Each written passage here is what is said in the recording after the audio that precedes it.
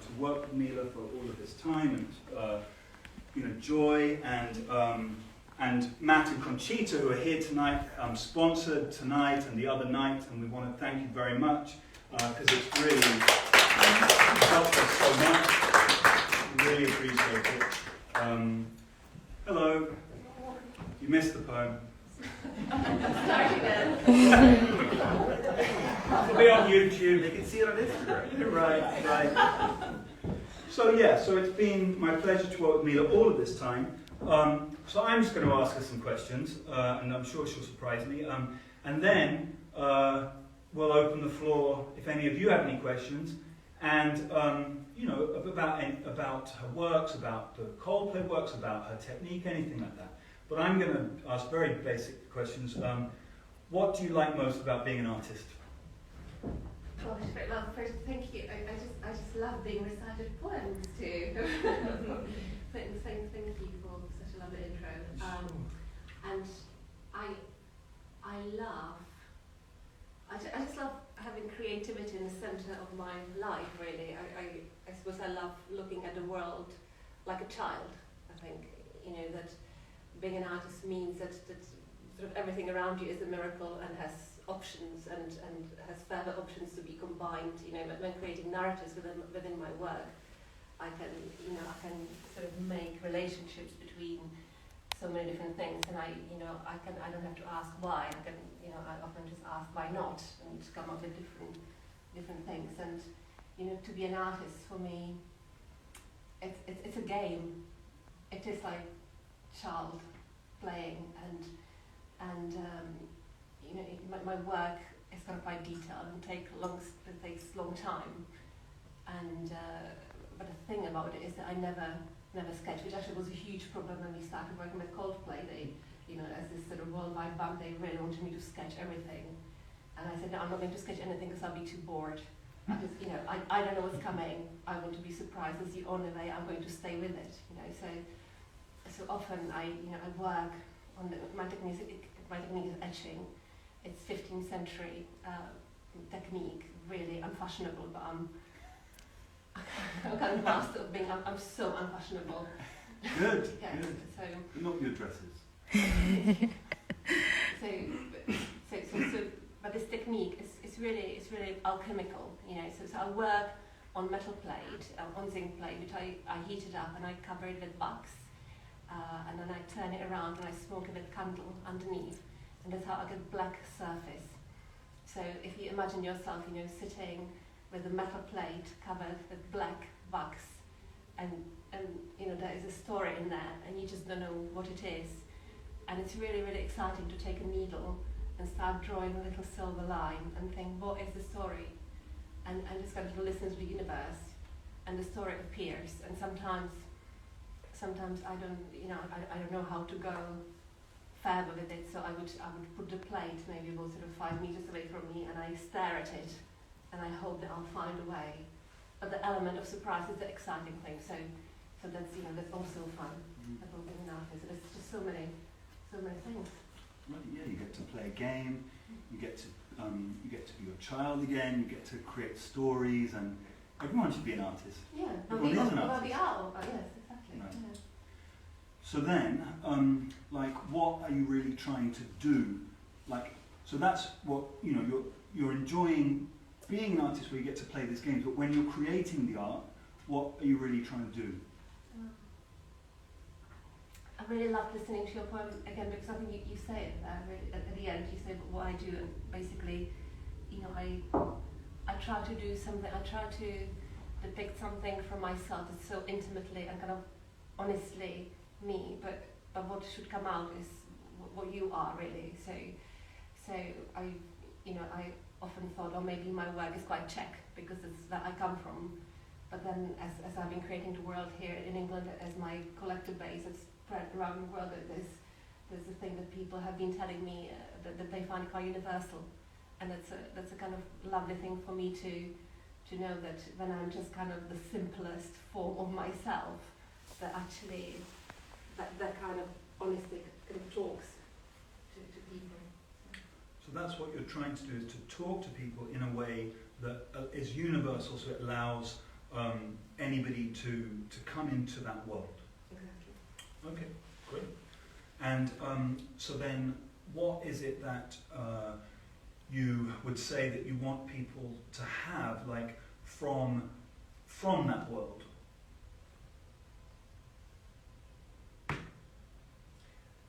Well, I suppose I want to take them on a journey, and I think I've often been asked recently, what's been the greatest achievement for me in my work, and I've been very lucky recently to have these important commissions, but really, I just feel it's such an honour, if somebody takes a piece of my art and lives with it, that each piece of art, they're like windows into some world, and we sometimes, especially like me, if you don't have a smartphone like me, you find yourself staring at things around. So you might find yourself staring at the work, and hopefully it takes you somewhere. So this is what I want to do. I want to take you somewhere, and I want to take you within you, really, within your own memories, within your own childhood, to just find kind of something precious, or even kind of point out, how miraculous this really is. That we are even here, and everything that we look at.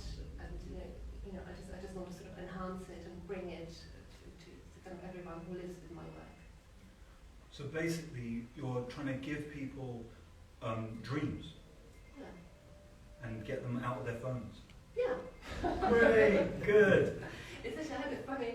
Also, because all my life I've been told that I live in my own world. And 2 weeks ago I was flying to Prague I live in clouds basically. But 2 weeks ago when I was flying to Prague, I was stopped at the airport, and I was put when going through X-ray into the queue of dangerous people because I have old Nokia phone. And they were just kind of, they said, you haven't seen this here for a long time. And they basically, they were just, if they weren't British, they would just ask me, where is your explosive device? So they kind of looked at me their way. And they were asking, why do I have such old Nokia? And I said, well, first of all, I only charge it once in 7 days. Secondly, I'm always dropping in a puddle, and it's, it always kind of resumes its function. But also, having the Nokia means that when I'm sitting on the train, I look onto the landscape, and I'm there, I'm present. Yes. And then kind of the guy was looking at me, and then he said this thing. He said, "So you live in the real world?" And I said, "Nobody has ever told me that. Ever, So yes. Isn't that interesting? Yeah, that's it. And that's a revolution. Yeah. And then it's funny that you would be like the dangerous into the line of dangerous people. I know, it's usually you with your body bag in the world, isn't it? Yeah. Well, artists are known in many different regimes. The artists are the most dangerous one. I mean, Václav Havel is an artist, so artists are dangerous because they make people dream and not do what they're told, maybe. So the next question was, can you tell us about this new, your last 2 years of work, please? Oh gosh, okay. All at once. Well, so thank you for looking around upstairs. So the works you've seen there is from 2 years. Each year was devoted to one of the books, one called Kytice, the other one Babička. They're both kind of iconic books of Czech literature, both written in 1850s. Kytice, I would say, it's a series of ballads, and what the author is trying to do there, he's trying to kind of capture the Czech way of thinking, if you like, Czech archetypes. Well, he's doing it through medium horror. I don't know why. Czechs are quite jolly, I think. But anyway, so. But it's a very, very powerful book, and a book that I read as a child, and I really sort of carried with me. And 2 years ago, I met a really lovely man, Mike Tate, who is a head of British publishing house called Yantar, and he translated this book. He had this book translated into English, and asked me if I would illustrate it. And I initially felt I needed to refuse because it was horror, and I felt that there are really sort of very, very dark things in there. I didn't think I could depict it. And as I was sort of considering it, COVID came, and all my sort of plane tickets were cancelled, and I was really stuck in England. And I just suddenly thought that, that with the kind of the horror and the fear happening around the COVID in British streets, I just thought, well, better the familiar horror that I know, and so I kind of really thrown myself into it, and first of all, because I had a choice which ballads I could illustrate. We decided that there'd be about 7 illustrations that would be enough for the 13 ballads. So first of all, I've chosen all the ones that end up well, which is only 3. so that I was kind of like, and then I got some that really resonated. And then I had all 7 illustrations, and I spread them on the floor of my studio. My kids came in, and they were asking me, what the ballads are about, and I was telling them, and they were crying, and it was drama. And anyway, but I was about to hand them in, and I suddenly realized that all the 7 etchings, the people who are being punished in them are all women. There was no man being punished, and I just thought I need to kind of make it a little bit more even. So I reread the whole book, and I've chosen one called Záhoř o Vološe, Záhoř is dead, and I added one more illustration just to kind of bring a man into it. Did you punish him 7 times worse? Always. And then the other book is Babička, and it's much more sort of mellow, beautiful book. And for this one, which means grandmother. Grandmother, sorry, yeah. And for this one, I was kind of I was very close to my own grandmother, and I was really excited about doing this book. And I was planning to travel to Czech Republic and then really start in Rakibošické Valley, where the book is based. And I really, it's so kind of closely knit with the nature, and it's a book about wisdom and about love and about sort of very strong femininity. And I needed to be there in a place to kind of to feel it and to sense it. But once again, the tickets were my plane tickets were cancelled, and I couldn't go there. But I already had planned that I'm going to collect like sticks and feathers and grasses from the valley. So I had to go and I had to find the proper Czech valley in the middle of Gloucestershire, which I managed. And so what you see upstairs with all the Babička's work, that combination of kind of the drawing or printing by nature combined with my drawing. Yeah, and I hadn't noticed that when you said that the other day, and then the lady who bought the Karolinka, what's the title of it? The purple one. Oh, Viktorka. Yeah. Karolinka. Yes. And then suddenly you see the nature. Yes, yeah. You haven't done that before. Not really. I've done it very early on at the Royal College, sort of experimented with some, but yeah. Right. All right, so does anyone have a question they want to ask Mila? Oh, okay. Go on then. Yeah, Mila, I'm really interested in your changes in your different colour palette and how you decide that it's going to be blue or green or black or whatever. Do you mean for the Babičkas? Well, just whatever you've got on the Yes, yeah, oh gosh. Well, firstly, I mean, actually the colour palette with an etching is such a problem anyway, because when you print from metal zinc plate, all the inks that you put on it, they kind of get slightly grey, so it's very, very difficult to achieve bright colour. And I have, for many years, I've been printing almost in a kind of monochromatic way, and a lot of you who know my work, there's a lot of kind of blues and reds, because the inks are discoloured the least. After I worked with Coldplay, I discovered how I can prepare yellow paper to kind of to bring the colour from within, and so that's how the yellows started. And with Babička, it was totally like a new thing where I managed to source different, more pastel-y type paper, because I thought that the book is written with such a tenderness that the tenderness has to be reflected within the colour of these images.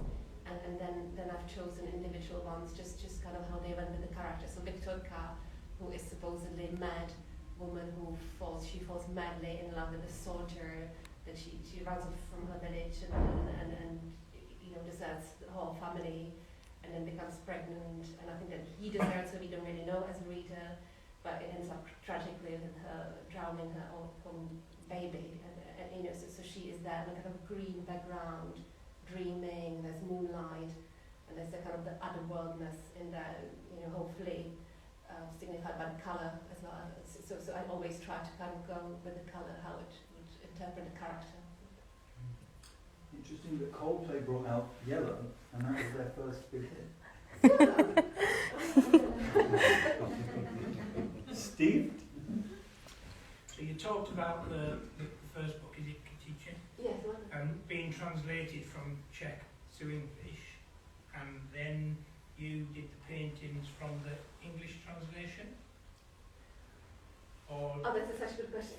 or did you automatically go back to the Czech? There must have been some loss in translation. Yeah. So did you do it from the I mean, first Czech? of all, the translator, Susan Reynolds, she's brilliant, and it's wonderful. And for somebody who kind of you know, operate with the two languages, and I know that the languages don't really overlap. It's kind of about the translator feeling what's happening and then kind of rewording it, and you know, has to have the rhythm and stuff. So it doesn't totally correspond, but it's, you know, it's translated with real beauty and sensitivity. However, I just, you know, it's another thing, kind of you find things about yourself, but when you do work like that, I found I just wanted to go back to the Czech original, that I felt it, you know, I felt it deeper. And that must have been that, and that was really the question. Yes. So the fact is that if you just read it in English, I suspect you wouldn't have got the same output. No problem. I think because I'm familiar with it from my childhood, Yes. it really, I needed to read it in Czech, and that's how I did it. But I just thought that the illustrations should be something that should communicate the Czech soul anyway. So I thought, you know, I can be faithful to the Czech translation, and then, you know, it's kind of it's a certain spirit that I'm trying to evoke, and that should stand outside of languages anyway. So it doesn't matter which language I feed into it. On a more flippant note, how recently have you upgraded your Nokia? So I've only just seen you upgraded my Nokia 301. I don't know what number it is. I'm not sure. And I agree, they used to last 7 days on a charge. Yeah, I did. 7 days. The last time I got one calls from them. I did. The last time I dropped one in a puddle, I retrieved it and it was still working, but I went and bought 3 more because I thought I would like to drop it in the puddle again. It's happened quite a few of them. If anyone's interested, eventually we're going to frame the Nokia. Oh, really? And, So I'm not going to make any phone calls then after. well, sponsorship. right, yeah, the next sponsor, Matt and Conchita, next time we'll give you Mila's Nokia. Anyone else? I've noticed pearls or beads run through a lot of your work, and also fish. And I'm wondering if there's, I don't want to take anything away from you, Fraser, saying about for us to make up our own Oh, symbolism. I understand. But is there something there that's telling us the story of these things, Yeah. being unaware of the stories at the moment? Yeah, no, exactly. I think that, you know, with the pearls, I always love to introduce kind of element of light into the pictures, and how I think about it is that the light within a pearl is something that's reflecting from outside. So it's almost like you know, you have a 3-dimensional reality represented on 2 dimensions, but you have something that catches a light from outside, from other universe, other world. And it's almost like inspiration, but it's also like it's kind of the miracle within the world, but it's also, you know, the light on our path as humans, that we are sort of guided. And I, you know, they're kind of like the symbols of hope for me. You know, sometimes I spread them in the forest and they suggest a journey, and then I, you know, I've started kind of putting them in more, and then I kind of stop myself and think, why am I doing this? And then I just think, well, just you know, because I'm doing it, I will just do it. You know, there's no reason to question. And then recently, yeah, and recently, I went into a church and I saw these beautiful stained glass windows, and I noticed kind of angels with rosaries in their hands, and of course rosary, like each pearl represents a prayer. So, so we're going back to kind of it being a hope, a light from outside, and something that links the stories, and so that's why I use it. Great.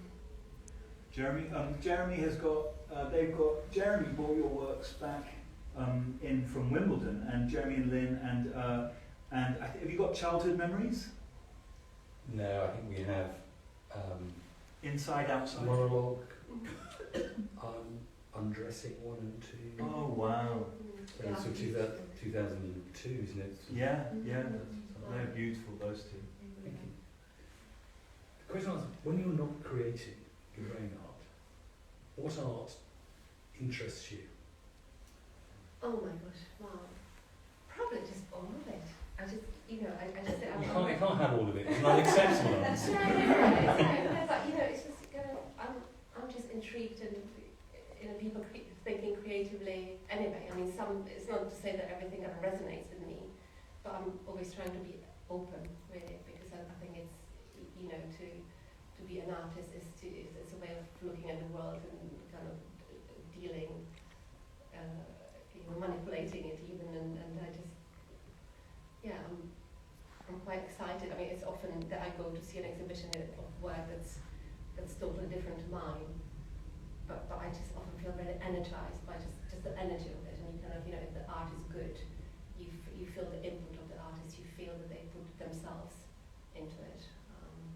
When was the last time you went to a show and you were just amazed? Oh wow, gosh, that's probably something in Czech Republic. It's been, I think that with COVID it's been really, really difficult, but there has been one in Czech Republic that I managed to go and proud to see. It was art from 1930s, very sort of meditative, and I was taken into a different world by it. It's beautiful. Meditative as in Rothko, like an abstract meditative? Yeah, like the predecessor of it. Prodes? It was the guy is called Josef Šíma, and it's kind of 1930s art, and it's kind of quite, I think it's like quite poetic, really. I would say, slightly abstract. Because there's a lot of poetry in your work. I mean, so is that you go in that direction, or you're just really very open and just love, as long as someone's really put their soul into it? Yeah, I mean, there's definitely a way that I like, but the response resonates with me better. But I just love people creating. Yeah. Great. Can I ask a question? Sure.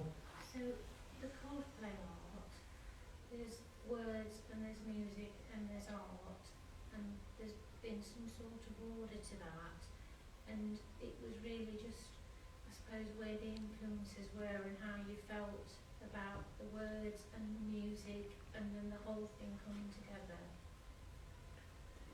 Well, it was amazing because when we started working on the album was secret, and they had some sort of shapes of the songs together, and I was given the album and asked to kind of be inspired by it. I mean, initially, actually, Chris Martin had a very, very definite idea what he wanted, and it was totally different from what we ended up doing. It was a bit of a sort of clash.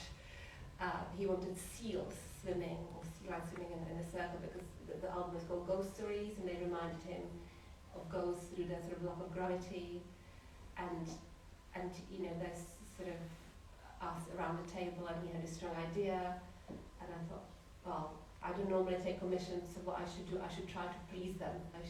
But immediately it was a problem that if I was talking earlier about the work coming from myself, and I think it's only really when it's with honesty that people read it as universal and it responds. If it's not that, it reads as false. So there was me doing Chris's sea lions, and it's just not good enough, and it just kind of looked really bad at one point, didn't it? It just looked, Chris and I. Well, we have, but at the beginning. Luckily there was Fraser, and there was Phil Harvey, who is going to be the 5th member of the group and our director, and he has been collecting my work for many years before, without me knowing, and he knew that kind of Chris and I we resonate, but we didn't know it about each other. So we sort of needed to be given more time, and Fraser kindly, like as exactly how you would imagine Fraser would Drag have. them down into a basement and No, but you've gone and you have filled the entire recording studio with my work. There was no escape. They had it in toilets. They had it everywhere. John Lennon was in the toilet. We took that out. We stuck. Oh, actually, is Oliver's here? No, Oliver had to go. Oh, no, Yeah, 'cause- his dear, yeah. Yes, his dear replaced John Lennon in the bowl. Yeah. So then, and then, there was 2 months when Chris Martin had no escape from the work, and eventually he called me and he said, I'm really drawn to this particular piece of work. It's called Blue Dream, and it was an angel, like a bust of an angel, and 2 wings that are kind of drawn out, and a sort of human wings that's telling human stories. It's actually upstairs. When you come into the embassy, just after you go past the desk, if you look in, there's a little table and some chairs, and on the wall is Blue Dream 3. You can see it upstairs. Yeah. So, but this embassy's collection is not ours. Yeah, I can't search. So Chris Martin was drawn to the Blue Dream thing, and he said, I really love the wings, so let's do something within the wings. And then that was me again saying, okay, well, what motive would you like? And he just realised at this point that there's no way he can tell me anything to do. He said, honestly, just take the album and do what you feel, And that's what happened. So I listened to the album again and again. There was like a big design team, and they were always calling me saying, you want sketches? And no, I don't sketch. Oh my God, that's responsibility. And that started with this kind of metal wing, and I was drawing and listening to the music, and then I did it, and I filled the wing, and then I did it, I etched it, and I sent it to them, and they were brilliant. And I said, this is exactly what we wanted. This is brilliant, great. And I said, great, it's done. And they said, and where's the other wing? And I said, what do you mean other wing? Because the Blue Dream upstairs, it's a mirror image of one wing. So I just thought, that's done, And I thought, oh my gosh, I've exhausted the whole album. Are you going to write another 12 songs for the other wing? And they said, no, we want another wing. So I had to re-go through the songs again, and I filled the other wing. And How long was the process? a few months, 2 or 3 months, I think, just that. And then And is Chris Martin the driving force for the artwork then, rather than the other band members? no, it's their music really. I think I was given a lot of autonomy, and Yeah. I think I just I think that the reason that the cooperation for me was so successful, and I love kind of remembering it, is because it was really kind of resonating of souls. So, we had the wings, and then we did 4 other singles, and we sort of understood that what's in the center is the poetry of their music, and that's very and they at the end they totally trusted me, and at the end I was even willing to do sketches, so so we both sort of molded each other, and actually the sketches it was because at the very end, as some of you may have been at that show, there was a amazing show where they flown back from New York, and they came to open the show, and we had 100 of works. Wall of sketches. Yeah, and they most of them sold it, and we were able to raise like £100,000 for a children's charity. So it was great. We sort of we learned from each other. And Even the seals, and there were some beautiful seals actually. really, oh.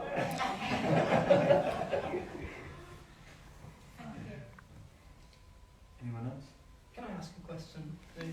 You mentioned that you work with Dance prior sketching, so sort of following your sort of senses with, Mhm. you just see the blank sheet and then Yeah. follow what's. Yeah, it's actually, the thing is as well, because I don't, if I was to draw on white sheet of paper, I almost find it too overwhelming, but because this is black, and my line is silver, it's like this Ariadne silver thread, go back to labyrinths, it's like archaeology almost, and I'm there with a black surface, I'm drawing a silver line, and it's almost like I'm trying to remember the future of what will happen there, and because it takes so long, I want to be excited. I don't want to know. If I knew exactly what I'm going to draw, I'd be too bored, and I don't want to do it. For me, it's like walking through a landscape. and discovering what's there. And sometimes images come to my head and if they feel wrong, I always know very, very clearly if it's wrong. I don't know what's right. I know the wrong thing, so I know not to do it. Again, I have a follow-up question on that. Was there any ballads in that flower banquet that you found that particularly resonated with you, or was sort of challenging to depict, or that you have some sort of strong mental memories? I really love the Water Dome, Wooden, where the ballad is of a young woman who she's being asked by her mother not to go to a lake to wash her clothes because there's danger within them. She goes anyway, and then she's drawn and she's pulled in by this water gnome who imprisons her under the water and then kind of rapes her and has a child with her, but then she manages to kind of negotiate that she can come back to her mother after years, maybe in a couple of years, but she has to promise she will return by midnight. And that's when she's with the mother is so happy that she's back, doesn't want to let her back out. So suddenly there's this kind of collision of the monster and the mother, and she's, the mother is holding the daughter, the monster is saying come back, and the daughter is like that, sort of trapped, she doesn't know what to do. And then Vodny, the water goblin, goes and he beheads the baby. And it's just absolutely I horrendous. wasn't expecting that. What is it? You haven't read it? No. No, I'm happy. No, it's not. It's horrible. It's absolutely horrible. I thought you were going to say, and then he saved her and they found the other upper under the water. Yeah, She became no. Oriole from No, The Little Mermaid. it's just really, really, really dark. It's incredibly dark. It's very hard to depict. But visually, I really like the contrast between the two worlds, and it's something that in my work I often kind of try to go into the subconscious. And so often I do sort of use silver inks on dark background to know the kind of other world. So I've depicted her in the other world, and it's like a moon underwater, in contrast of kind of the mother above the surface of the water. So I just find it I find it so gruesome, but very powerful visually. Right. Sorry, Lynn, did you want to? Only just that the amazing, back to the not sketching, that how do you manage that with a thing that you can't rub out on? I mean, that's extraordinary, because presumably as you're doing it on the plate, you can't take away what you've done in the way that you might if you were using. That's a good question. Or something. So actually, there's like a wax crayon, and you can. So when you draw on the plate, the needle uncovers the plate underneath.